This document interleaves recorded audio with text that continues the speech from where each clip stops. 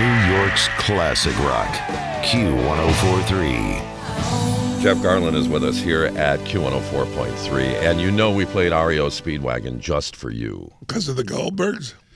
Well, yeah, because I understand you've got a special thing for REO Speedwagon.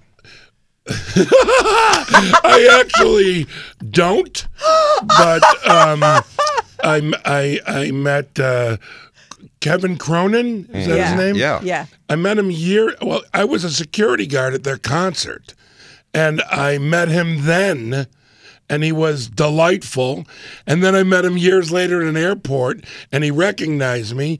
That's nice. Very nice. Always makes you feel good. Very, very good. And then I said, "Do you remember?" And he remembered meeting me. And then, which was crazy. We had such a nice conversation the first, but I'm a security guard.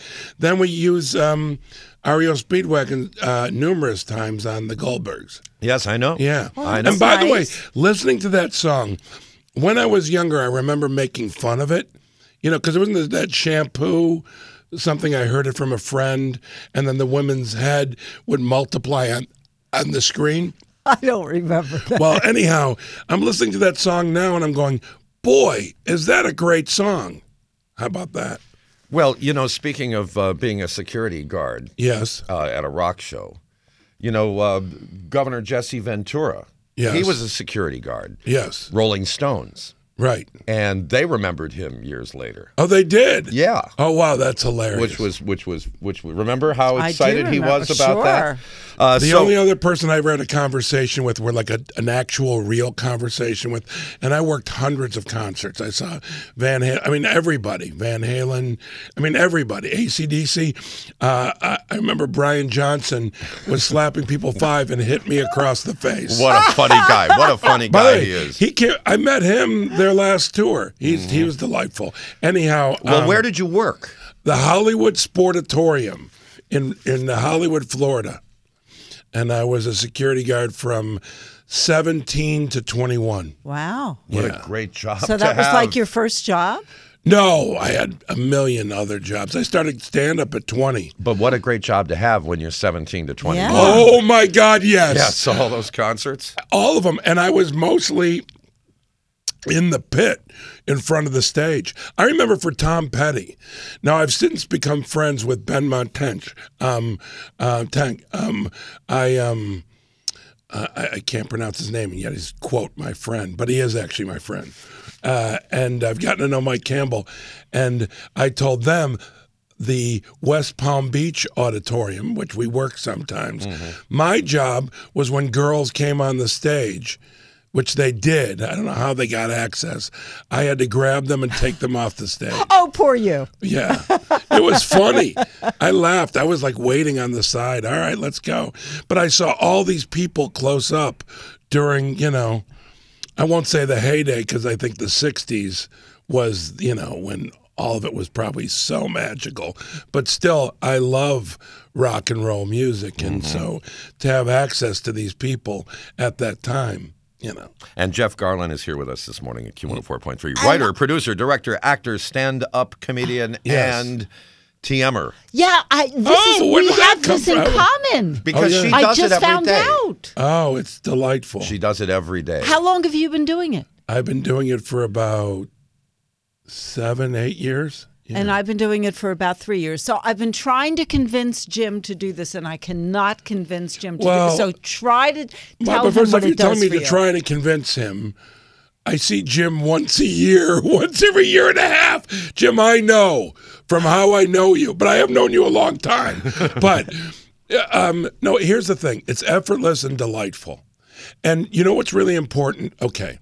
So even though I just had a big sub when we first saw each other, I hadn't had breakfast. Yeah, he walked by Z100 on his way here, and of course they have food out again They always this morning. have food. Yeah. So, but I pretty much eat right. I've lost a lot of weight. I don't diet. I eat right. I sleep. I drink a lot of water.